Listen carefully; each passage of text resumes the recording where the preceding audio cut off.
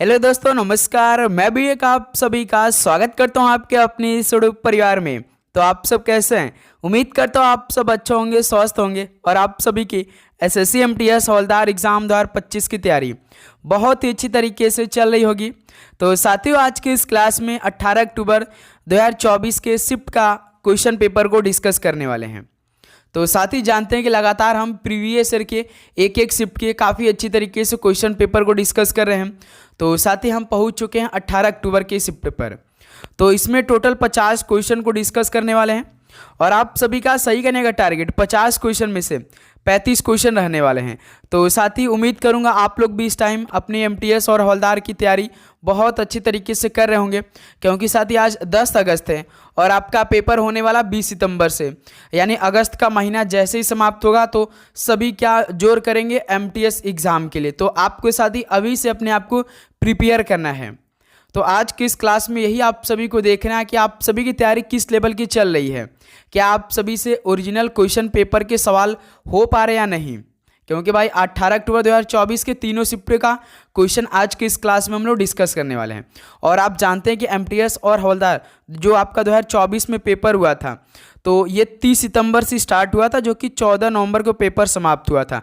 अभी हम 18 अक्टूबर में पहुँचे हैं, यानी मिला जुलाकर अभी एक महीने का शिफ्ट हमें अभी हल करना है। तो आप लोग तैयार रहिएगा, ओके। तो आज की इस क्लास में मोस्ट इंपॉर्टेंट क्वेश्चन रहने वाले हैं। तो आपको एक हम चैलेंज दे रहे हैं, क्या आप सभी से 50 क्वेश्चन में से 35 क्वेश्चन ठीक हो पा रहे हैं या नहीं। यदि साथी आप सभी का 35 क्वेश्चन ठीक हो पाते हैं तो समझिए आप सभी की तैयारी है वो बहुत अच्छी तरीके से चल रही है। आपको केवल 2 ही सब्जेक्ट मुख्य रूप से पढ़ना है, एक तो जीके पढ़ना है और एक साथ ही इंग्लिश पढ़ना है। तो ध्यान से अच्छे से पढ़िए, ओके। तो आज का क्लास आपके लिए बहुत ही महत्वपूर्ण होने वाला है। तो चलिए दोस्त, बिना टाइम वेस्ट करते हुए इस क्लास को स्टार्ट कर लेते हैं। डेली क्लास सुबह 8 बजे, एक दोपहर में 12:35 पे और एक साथ ही शाम में 6:35 पे। लास्ट में अपना स्कोर करिएगा कि आप सभी का 50 क्वेश्चन में से कितना स्कोर रहा। देखिए, पहला प्रश्न, भारत में पहली बार भारतीय सिविल सेवा परीक्षा निम्नलिखित में से किस स्थान पर आयोजित की गई थी। बताइए, भारत में पहली बार भारतीय सिविल सेवा परीक्षा किस स्थान पर आयोजित की गई थी। तो साथ ही याद रखिएगा इलाहाबाद में की गई थी। तो बी ऑप्शन क्या बनेगा, बिल्कुल राइट आंसर हो जाएंगे। चलिए अगला सवाल कॉल करिएगा, क्वेश्चन नंबर 2 को। भारत के संविधान के अनुच्छेद 157 में किसी राज्य के किसकी नियुक्ति के लिए आवश्यक योग्यताओं का उल्लेख है। बताइए साथी, भारत के संविधान के अनुच्छेद 157 में किसी राज्य के किसकी नियुक्ति के लिए आवश्यक योग्यताओं का उल्लेख है। तो साथ ही याद रखिएगा राज्यपाल की नियुक्ति के लिए आवश्यक योग्यताओं का उल्लेख है अनुच्छेद 157 में। तो डी ऑप्शन क्या हो जाएगा, बिल्कुल राइट आंसर हो जाएंगे। चलिए दोस्त, अगला सवाल कॉल करिए, क्वेश्चन नंबर 3 को। एस अगेंस्ट ऑड्स, ये किस खेलने वाले एक खिलाड़ी की आत्मकथा है। भाई आप जानते हैं कि जो एस अगेंस्ट ऑड्स है ये किसकी आत्मकथा है, यानी ये किसकी पुस्तक है।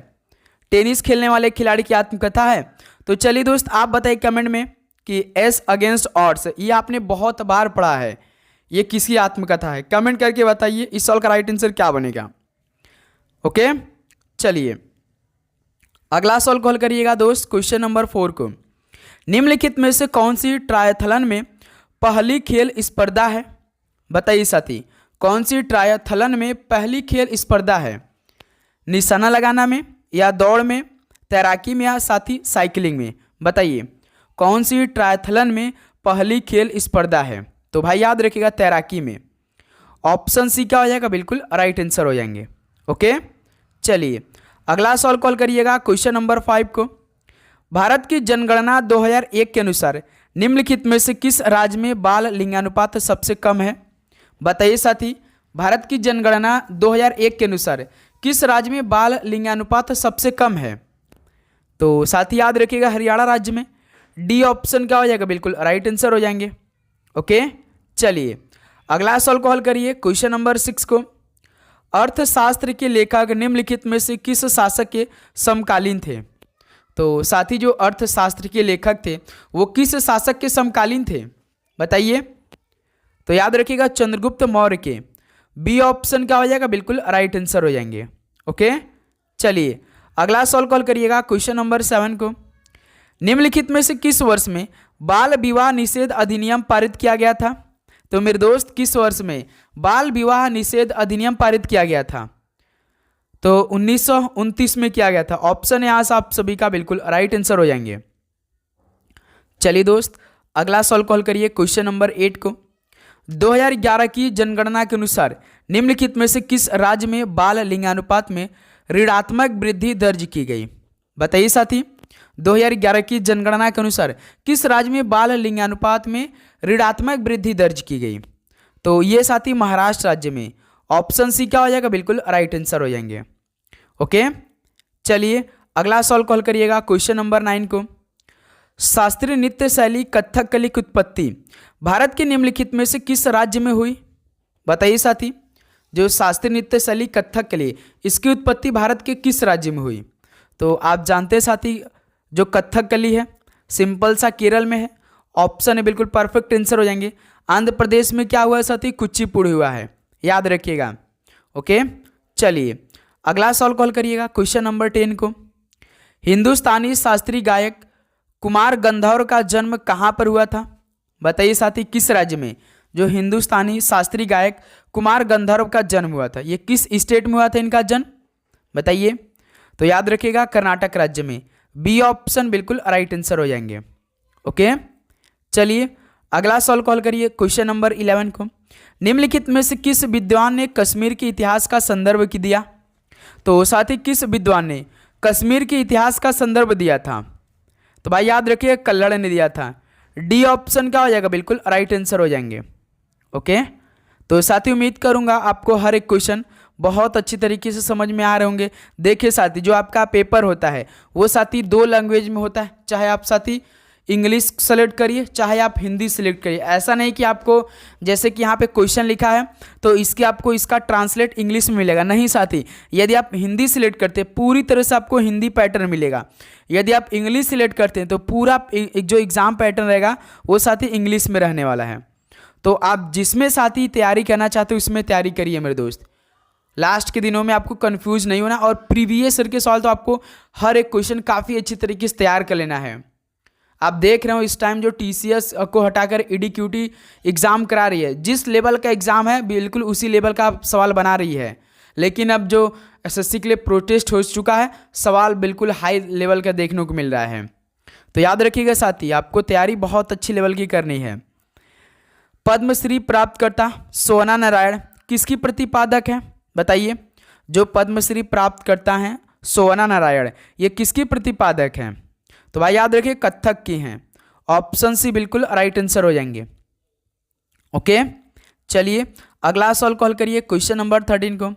निम्नलिखित में से कौन सा कारक मृदा निर्माण के लिए मुख्य रूप से उत्तरदायी है? बताइए, कौन सा कारक मृदा निर्माण के लिए मुख्य रूप से उत्तरदायी है? तो विदरिंग है, यानी साथी विदरिंग का मतलब अपक्षय है। ऑप्शन यहाँ से आप सभी का बिल्कुल राइट आंसर हो जाएंगे। चलिए नेक्स्ट अगला सवाल कॉल करिए क्वेश्चन नंबर 14 को। जंतुओं में उत्सर्जन तंत्र का प्राथमिक कार्य क्या है?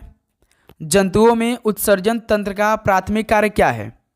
तो साथ ही याद रखिएगा अपशिष्ट उत्पादों का निष्कासन है। ऑप्शन यहाँ से आप सभी का बिल्कुल राइट आंसर हो जाएंगे। ओके, चलिए अगला सवाल कॉल करिए क्वेश्चन नंबर 15 को। भारत में कृषि के संदर्भ में पेंडा शब्द किसे दिया गया नाम है? बताइए साथी, भारत में कृषि के संदर्भ में पेंडा शब्द किसे दिया गया नाम है? तो भाई याद रखिए काट एवं दाह कृषि को। ऑप्शन सी बिल्कुल परफेक्ट आंसर हो जाएंगे। जो स्लैश एंड बर्न है, जो स्लैश एंड बर्न एग्रीकल्चर होता है ना, उसको पेंडा शब्द दिया गया है। ऑप्शन से बिल्कुल परफेक्ट आंसर हो जाएंगे। चलिए दोस्त अगला सवाल कॉल करिए क्वेश्चन नंबर 16 को। पिट्टी पक्षी अभयारण्य भारत के किस केंद्र शासित प्रदेश या राज्य में स्थित है? बताइए साथी, पिट्टी पक्षी अभयारण्य भारत के किस राज्य या केंद्र शासित प्रदेश में स्थित है? बताइए। तो ये साथी केंद्र शासित प्रदेश लक्षद्वीप में स्थित है। ऑप्शन ए बिल्कुल राइट आंसर हो जाएंगे। ओके, चलिए अगला सवाल कॉल करिए क्वेश्चन नंबर 17 को। आर्य समाज की स्थापना किस स्थान पर हुई थी? आर्य समाज की स्थापना 1875 में हुई थी, जो कि साथी किसके द्वारा हुई थी? कोई बता सकता है? आर्य समाज की स्थापना, जैसे ब्रह्म समाज की स्थापना राजा राम मोहन राय जी द्वारा, तो रामकृष्ण स्वामी विवेकानंद जी के द्वारा, तो आर्य समाज की स्थापना बताइए। सभी साथी बताएंगे। 1875 बंबई में हुआ था ना। चलिए कमेंट करके बताइए साथी, आर्य समाज की स्थापना किसने किया था। ओके, चलिए नेक्स्ट अगला नंबर कॉल करिए, क्वेश्चन नंबर 18 को। अकबर के राज्याभिषेक के वर्ष में निम्नलिखित में से किसे खान ए खाना की उपाधि के साथ मुगल साम्राज्य के वकील के रूप में पदनामित किया गया था। बताइए साथी, अकबर के राज्याभिषेक के वर्ष में किसे खान ए खाना की उपाधि के साथ मुगल साम्राज्य के वकील के रूप में पदनामित किया गया था। बताइए किसे किया गया था, तो बैरम खां को।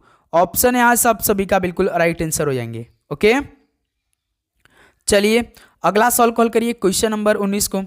क्रिकेट पिच की मानक लंबाई कितने गज की होती है। बताइए साथी, क्रिकेट पिच की जो मानक लंबाई होती है वो कितने गज की होती है। तो जानते साथी, अपने जो हम लोग क्रिकेट का पिच बनाते हैं तो अपने पैरों से क्या कर देते हैं, 22 गज नाप देते हैं, तो 22 गज होता है। ऑप्शन से बिल्कुल परफेक्ट आंसर हो जाएंगे।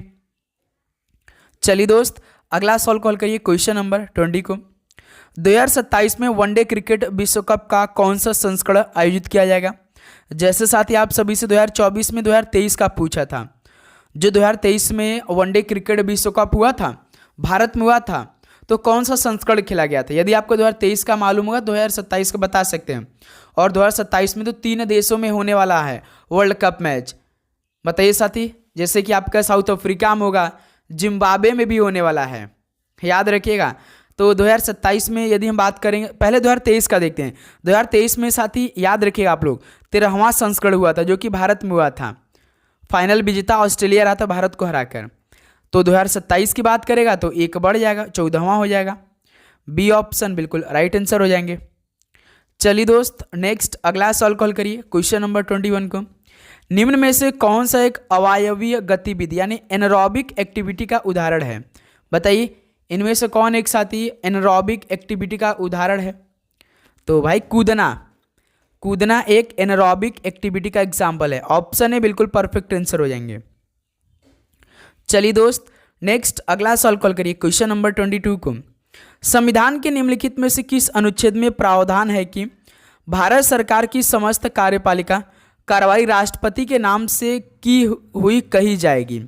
बताइए साथी, भारत के संविधान के जो अनुच्छेद में किस अनुच्छेद में प्रावधान है कि भारत सरकार की समस्त कार्यपालिका कार्रवाई राष्ट्रपति के नाम से ही कही जाएगी। बताइए साथी, तो भाई याद रखिए अनुच्छेद 77 पहले में। बी ऑप्शन बिल्कुल राइट आंसर हो जाएंगे। ओके, चलिए अगला सवाल कॉल करिए, क्वेश्चन नंबर 23 को। भारतीय संविधान की मूल संरचना भारत सरकार अधिनियम किस वर्ष पर आधारित है। बताइए, भारतीय संविधान की मूल संरचना भारत सरकार अधिनियम किस वर्ष पर आधारित है। तो सर जी 1935, यानी भारत सरकार अधिनियम 1935 पर आधारित है। डी ऑप्शन बिल्कुल राइट आंसर हो जाएंगे। चलिए दोस्त अगला सवाल कॉल करिए, क्वेश्चन नंबर 24 को। बंदरगाहों का निम्नलिखित में से कौन सा समूह बंगाल की खाड़ी के तट पर स्थित है। बताइए, बंदरगाहों का कौन सा समूह बंगाल की खाड़ी के तट पर स्थित है। तो साथ ही याद रखिएगा हल्दिया और पारादीप है। बी ऑप्शन बिल्कुल राइट आंसर हो जाएंगे। ओके, चलिए 25 नंबर कॉल करिए। रवि कीर्ति किस शासक के दरबारी कवि थे। बताइए साथी, जो रवि कीर्ति थे वो किस शासक के दरबारी कवि थे। तो मेरे दोस्त याद रखिएगा पुलकेशिन द्वितीय के। ऑप्शन यहाँ से आप सभी का बिल्कुल राइट आंसर हो जाएंगे। चलिए नेक्स्ट अगला सवाल कॉल करिए, क्वेश्चन नंबर 26 को। निम्नलिखित में से कौन सा एक बहुमूल्य खनिज है। तो साथ ही इनमें से एक बहुमूल्य खनिज कौन सा है। तो याद रखिएगा प्लेटिनम है। ऑप्शन यहाँ से आप सभी का बिल्कुल राइट आंसर हो जाएंगे। ओके, चलिए अगला सवाल कॉल करिए, क्वेश्चन नंबर 27 को। निम्नलिखित में से कौन सा दिवस डॉक्टर सर्वपल्ली राधाकृष्णन के जन्मदिन पर मनाया जाता है। बताइए साथी, कौन सा दिवस डॉक्टर सर्वपल्ली राधाकृष्णन के जन्मदिन पर मनाया जाता है। भाई अगले महीने में आ रहा है, बताइए कौन सा डेट है। तो शिक्षक दिवस है। डी ऑप्शन बिल्कुल परफेक्ट आंसर हो जाएंगे। ओके, चलिए नेक्स्ट अगला नंबर कॉल करिए दोस्त, क्वेश्चन नंबर 28 को। वेटिंग फॉर अ वीजा किसकी आत्मकथा है। वीजा के लिए प्रतीक्षा, ये किसकी आत्मकथा है। जब हिंदी में सवाल पूछता है ना तो डायरेक्ट ऐसे होता है, वीजा के लिए प्रतीक्षा किसकी आत्मकथा है। तो सिंपल सा साथी भीमराव अंबेडकर जी का है। डी ऑप्शन बिल्कुल राइट आंसर हो जाएंगे। चलिए अगला सवाल को हल करिए, क्वेश्चन नंबर 29 को। शुद्धि आंदोलन निम्नलिखित में से किस संगठन द्वारा शुरू किया गया था? बताइए साथी, शुद्धि आंदोलन किस संगठन द्वारा स्टार्ट किया गया था? तो साथी याद रखिएगा आर्य समाज के द्वारा। डी ऑप्शन बिल्कुल परफेक्ट आंसर हो जाएंगे। ओके, चलिए नेक्स्ट अगला सवाल कॉल करिए, क्वेश्चन नंबर 30 को। मैसूर ब्रदर्स किस संगीत वाद्य यंत्र बजाने के लिए जाने जाते हैं? मैसूर ब्रदर्स किस संगीत वाद्य यंत्र बजाने के लिए जाने जाते हैं? तो साथी याद रखिएगा वायलिन बजाने के लिए। ऑप्शन है आज आप सभी का बिल्कुल राइट आंसर हो जाएंगे। ओके, चलिए नेक्स्ट अगला सवाल कॉल करिए, क्वेश्चन नंबर 31 को।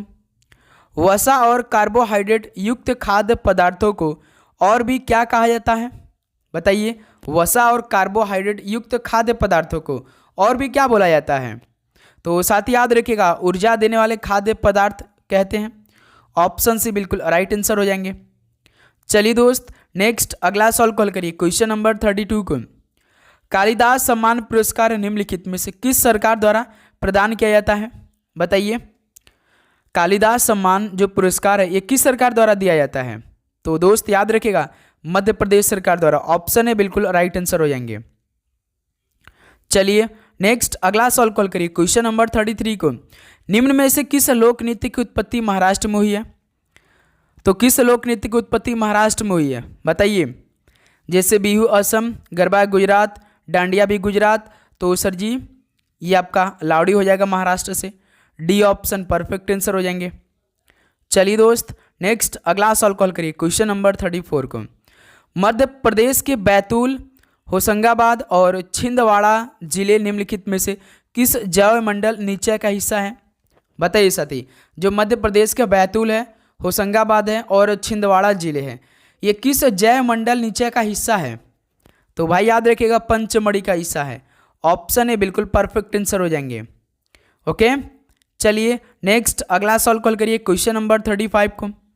आईसीसी महिला T20 क्रिकेट विश्व कप एक कितने वर्ष का आयोजन, यानी साथी त्रैवार्षिक, यानी एक साल में तीन बार होता है, कि एक साल में 2 बार, कि केवल एक साल, या साथी त्रैमासिक कि महीने का है? भाई आईसीसी महिला T20 क्रिकेट विश्व कप जो है ये साथी आप जानते हैं द्विवार्षिक आयोजन, एक साल में 2 बार। बी ऑप्शन बिल्कुल परफेक्ट आंसर हो जाएंगे। ओके, चलिए नेक्स्ट अगला सवाल कॉल करिए, क्वेश्चन नंबर 36 को। निम्नलिखित में से कौन सी भारत की लौह अयस्क का उत्पादक बेल्ट नहीं है? बताइए दोस्त, भारत की लौह अयस्क उत्पादक बेल्ट कौन नहीं है? तो साथ ही याद रखिएगा बिलासपुर पानीपत बेल्ट नहीं है। ऑप्शन यहाँ सब सभी का बिल्कुल राइट आंसर हो जाएंगे। ओके, चलिए नेक्स्ट अगला सवाल कॉल करिए, क्वेश्चन नंबर 37 को। भरहुत स्तूप की खोज किसने की थी? बताइए साथी, भरहुत स्तूप की खोज किसने की थी? तो साथी याद रखिएगा अलेक्जेंडर कनिंघम ने की थी। बी ऑप्शन बिल्कुल राइट आंसर हो जाएंगे। चलिए दोस्त नेक्स्ट अगला सवाल कॉल करिए, क्वेश्चन नंबर 38 को। विजयनगर साम्राज्य के संस्थापक हरिहर और बुक्का राय किसके मंत्री थे? बताइए, विजयनगर साम्राज्य के जो संस्थापक थे हरिहर और बुक्का, ये किसके मंत्री थे? तो साथ याद रखिए काम्पिली के। बी ऑप्शन बिल्कुल राइट आंसर हो जाएंगे। ओके, चलिए नेक्स्ट अगला सवाल को हल करिए दोस्त, क्वेश्चन नंबर 39 को। निम्नलिखित में से किसने अहिंसक क्रांतिकारियों का एक समूह खुदाई खिदमतगार लाल कुर्ती के नाम से जाने जाते हैं का गठन किया था? बताइए साथी, किसने अहिंसक क्रांतिकारियों का एक समूह खुदाई खिदमतगार का गठन किया था? तो मेरे दोस्त याद रखिएगा खान अब्दुल गफ्फार खान ने किया था। डी ऑप्शन बिल्कुल परफेक्ट आंसर हो जाएंगे। चलिए नेक्स्ट अगला सवाल कॉल करिए, क्वेश्चन नंबर 40 को। हरेली त्यौहार निम्नलिखित में से किस राज्य में मनाया जाता है? हरेली त्यौहार किस स्टेट में मनाया जाता है? तो भाई याद रखिएगा छत्तीसगढ़ में। ऑप्शन ए परफेक्ट आंसर हो जाएंगे। ओके, चलिए नेक्स्ट अगला नंबर कॉल करिए, क्वेश्चन नंबर 41 को। निम्नलिखित में से पल्लव राजवंश की राजधानी कौन सी थी? तो साथी पल्लव राजवंश की राजधानी कौन सी थी बताइए? तो सर जी कांचीपुरम थी। डी ऑप्शन बिल्कुल परफेक्ट आंसर हो जाएंगे। ओके, चलिए अगला सवाल कॉल करिए, क्वेश्चन नंबर 42 को। बोकारो, बर्नपुर, राउरकेला इत्यादि निम्नलिखित में से किस उद्योग के विकास के लिए प्रसिद्ध है? बताइए दोस्त। बोकारो, बर्नपुर, राउरकेला इत्यादि किस उद्योग के विकास के लिए फेमस है? तो साथ ही याद रखिएगा लोहा और इस्पात के लिए। बी ऑप्शन बिल्कुल परफेक्ट आंसर हो जाएंगे। चलिए नेक्स्ट अगला सॉल्व कॉल करिए क्वेश्चन नंबर 43 को। महाराष्ट्र के किस तालकवाद को पद्म विभूषण 2023 से सम्मानित किया गया है? बताइए साथी।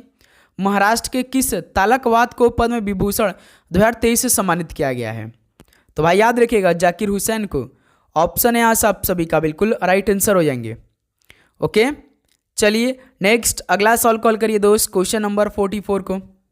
निम्नलिखित में से किस संशोधन द्वारा भारतीय संविधान के भाग 3 से संपत्ति का अधिकार हटा दिया गया? बताइए साथी। किस संशोधन द्वारा भारतीय संविधान के भाग 3 से संपत्ति का अधिकार हटा दिया गया, जो कि साथी उसे किस संविधान संशोधन में रखा गया है? पहले तो साथी जो संपत्ति का अधिकार हटा गया जो कि अब कानून का अधिकार बन चुका है। 44वां नंबर का जो संविधान संशोधन हुआ था संपत्ति के अधिकार को हटा दिया गया था। डी ऑप्शन बिल्कुल परफेक्ट आंसर हो जाएंगे। चलिए अगला सॉल्व कॉल करिए क्वेश्चन नंबर 45 को। कमलिनी अस्थाना निम्नलिखित में से किस नृत्य शैली से संबंधित है? कमलिनी अस्थाना किस नृत्य शैली से संबंधित है? तो साथ ही याद रखिए कथक के लिए हैं। डी ऑप्शन बिल्कुल राइट आंसर हो जाएंगे। चलिए दोस्त अगला सॉल्व कॉल करिए क्वेश्चन नंबर 46 को। निम्नलिखित में से कौन सी भारत के पहले शिक्षा मंत्री अबुल कलाम आज़ाद की आत्मकथा है? बताइए साथी। भारत के पहले शिक्षा मंत्री अबुल कलाम आज़ाद की आत्मकथा कौन सी है? जैसे माई कंट्री माई लाइफ, ये किसकी है? लाल कृष्ण आडवाणी जी की है। लाल कृष्ण आडवाणी की है। लॉन्ग वॉक टू फ्रीडम किसकी है? तो नेल्सन मंडेला जी का है। The story of my experiment with truth, ये किसका है? महात्मा गांधी जी का है। तो बचा केवल एक, इंडिया विंस फ्रीडम, तो ये किसका हो जाएगा? तो पहले शिक्षा मंत्री अबुल कलाम आज़ाद की आत्मकथा है, इंडिया विंस फ्रीडम। तो डी ऑप्शन राइट आंसर हो जाएंगे, याद रखेंगे आप लोग। चलिए दोस्त अगला सॉल्व कॉल करिए क्वेश्चन नंबर 47 को। निम्नलिखित में से किसे नियर मनी यानी नियर मनी कहा जाता है? बताइए दोस्त। नियर मनी किसे बोला जाता है? तो भाई याद रखिएगा राष्ट्रीय बचत जमा को। ऑप्शन सी बिल्कुल राइट आंसर हो जाएंगे। ओके चलिए दोस्त अगला सॉल्व कॉल करिए क्वेश्चन नंबर 48 को। निम्नलिखित में से किसे समझौते ने सविनय अवज्ञा आंदोलन को स्थगित कर दिया था? बताइए साथी। किस समझौते ने सविनय अवज्ञा आंदोलन को स्थगित कर दिया था? तो साथी याद रखिए गांधी इरविन समझौता को। ऑप्शन ए परफेक्ट आंसर हो जाएंगे। ओके चलिए दोस्त नेक्स्ट अगला सॉल्व कॉल करिए क्वेश्चन नंबर 49 को। आईएमओ का मुख्यालय कहाँ स्थित है? बताइए दोस्त। आईएमओ का मुख्यालय कहाँ स्थित है? तो साथी याद रखिएगा लंदन में स्थित है। डी ऑप्शन परफेक्ट आंसर हो जाएंगे। ओके चलिए दोस्त नेक्स्ट अगला सॉल्व कॉल करिए क्वेश्चन नंबर 50 को। झिझिया नृत्य की उत्पत्ति भारत के किस राज्य में हुई थी? बताइए साथी। झिझिया नृत्य की उत्पत्ति भारत के किस राज्य में हुई थी? तो साथी याद रखिएगा बिहार में हुई थी। बी ऑप्शन परफेक्ट आंसर हो जाएंगे। ओके तो साथी फाइनली 2018 के तीनों शिफ्टों का 2024 के 18 अक्टूबर के तीनों शिफ्टों का ये 50 क्वेश्चन कंप्लीट हो चुका है जीके का। आप बताइए साथी कि आप सभी का इन 50 क्वेश्चन में से कितना स्कोर रहा? ईमानदारी के साथ बताएंगे सभी साथी। तो उम्मीद करूंगा दोस्त आपको हर एक क्वेश्चन बहुत अच्छी तरीके से समझ में आया होगा। तो साथी आपने आज संडे का फुल पेपर जो सुबह 8 बजे क्लास आई थी आपने नहीं हल किया है तो एक बार साथी उस पेपर को कंप्लीट लगा कर आइए साथी, क्योंकि जैसा आपके पेपर में आने वाले 2025 में सवाल बिल्कुल सेम साथी वैसा ही क्वेश्चन पेपर सुबह 8 बजे हल हुआ है। तो एक बार आप जरूर आइए, उसे हल करके जरूर देख कर आइए। ओके और आप चैनल पे नए हैं तो सब्सक्राइब करके नोटिफिकेशन को ऑन करिए। और आप जानते हैं एमटीएस और हवलदार एग्जाम 2025 के लिए आपको 2 ही सब्जेक्ट मेन पढ़ना है। एक तो साथी जीके का 25 क्वेश्चन तैयार करना है, इंग्लिश का 25 क्वेश्चन तैयार करना है, ये 50 क्वेश्चन। लेकिन साथी इसके अलावा आपके मैथ के 20 क्वेश्चन आएंगे और रीजनिंग के 20 क्वेश्चन आएंगे। लेकिन साथी ये जो 40 क्वेश्चन आते हैं इसमें आप सभी केवल 12 क्वेश्चन सही करने होते हैं। यदि आप 40 क्वेश्चन में से 12 क्वेश्चन सही कर लेते हैं तो आप इसे पास कर ले जाते हैं, बस इसे क्वालिफाइंग करना रहता है। यदि आप इसे क्वालिफाइंग नहीं कर पाते हैं तो आपका रिजल्ट नहीं आएगा, ये भी बात याद रखिएगा। इसलिए आप मैथ, रीजनिंग, जीके और इंग्लिश पूरे चारों सब्जेक्टों को पढ़िए अच्छे से। ओके तो चलिए दोस्त इस क्लास को यहीं पर समाप्त करते हैं। मिलते हैं साथ ही शाम में 6:35 पे एक और क्लास के साथ। तो सभी को जय हिंद, जय भारत, पढ़ाई करते रहिए। ऑल द वेरी बेस्ट, धन्यवाद।